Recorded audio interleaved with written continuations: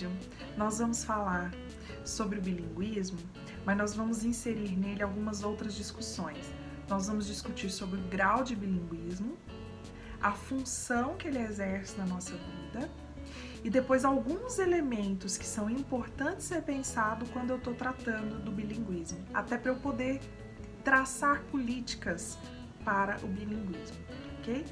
Então vamos começar sobre o grau de bilinguismo, né? O grau do bilinguismo é como eu saber quão profundo é o meu conhecimento numa língua, né? Então está ligado às minhas habilidades, ao uso. Qual a minha compreensão, a minha produção, a minha leitura, a minha escrita, né, em relação a essa língua, né? Ou em relação às duas línguas, ou a uma língua em comparação a outra língua, né? Então, o grau de bilinguismo, ele está ligado ao uso e à minha habilidade, né, que eu tenho numa determinada língua. Então, está ligado ao meu nível linguístico.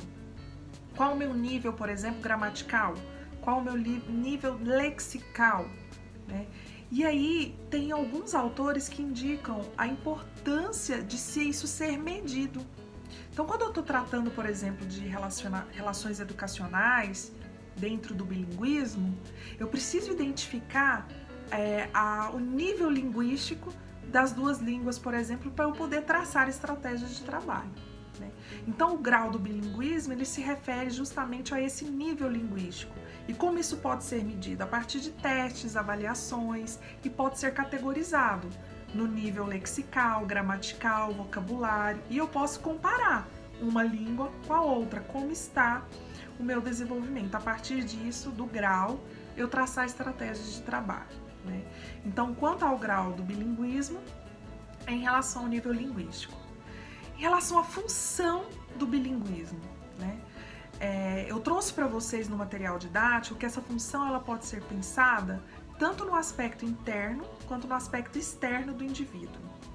No aspecto interno do indivíduo está ligada a minha capacidade de usar a língua e a minha aptidão em usar a língua, né? O uso interno da língua é que se eu consigo pensar naquela língua, eu sonho naquela língua, eu desenho imagens em qual língua, né? Então, a função dessa língua na minha vida é de uma ou duas. Tem pessoas que têm capacidade de fazer isso em duas línguas ou mais. E tem pessoas que só têm capacidade de fazer isso em uma língua, né? Então, isso tem que ser pensado, né?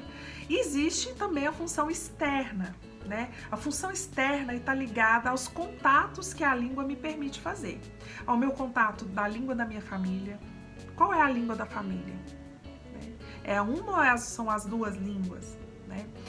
Qual é a língua da comunidade, fora de casa? Né? Meus amigos, no trabalho, como é? Qual é a língua que eu utilizo para eu receber informações? A língua da mídia, por exemplo, na televisão, na internet. Qual é a língua que me traz coisas externas? Que língua que é essa? Que país que eu estou, por exemplo, em que inputs que eu tenho? Né? Se eu estou nos Estados Unidos, eu ligo a televisão, eu vou receber mais o inglês. Sendo brasileira falante de português, eu vou ter a língua da mídia, uma língua externa que está vindo, que é uma outra língua que eu tenho, que não é a minha língua materna, né? Então, a língua da mídia também é uma das funções do bilinguismo que tem que ser pensado, função para essa língua, né, que eu vou aprender ou vou adquirir. Uma outra característica, uma outra função é que essa língua vai me servir para eu me comunicar com outras pessoas, uma comunicação remota, por correspondência, por exemplo, né? Eu vou mandar um e-mail, em qual língua eu vou escrever este e-mail?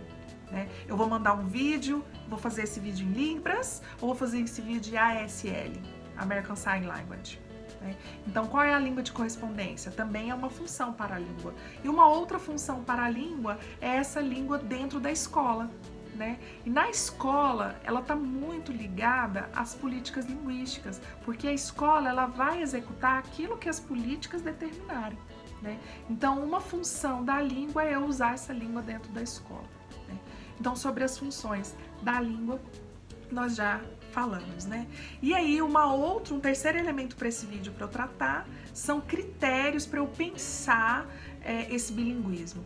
Um dos critérios é o nacionalismo, um segundo critério é a territorialidade, né? Um terceiro critério é a religião, tá ligada ao aspecto religioso também. E um quarto critério é a origem étnica, né? A gente percebe que nesses 4 critérios, por exemplo, o surdo não está tão evidente. Então é preciso pensar políticas que nos ajude a pensar critérios para o bilinguismo que não está ligado nem à nacionalidade, nem a território, nem à etnia, nem à religião. Então é isso neste vídeo, alertar vocês sobre esses 3 outros aspectos do bilinguismo: o grau, a função e os critérios do bilinguismo. Bom estudo, aproveite o material impresso também, o material didático, que está disponível para vocês acessarem. Bom estudo!